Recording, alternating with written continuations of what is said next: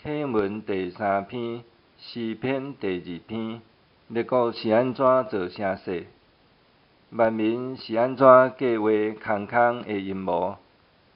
地上的君王得败阵，统治者斗阵计谋，要对抗上主甲伊选立的君王。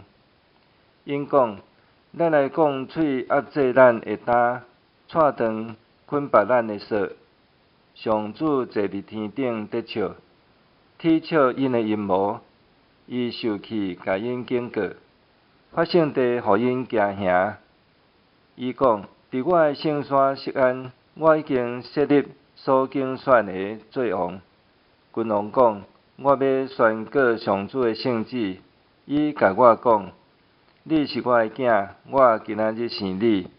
对我求，我要将列国互你做领土，将全地互你做产业。你要用王的铁管，甲因讲喙，亲像讲飞去，讲甲喙糊糊。众君王啊，着谨慎；统治者着接受警戒，着用敬畏服侍上主，用惊吓屈服伫伊骹下，才免伊起圣地，互恁伫路中灭亡。因为伊会随时发受气。找上主做避难所的人，真有福气。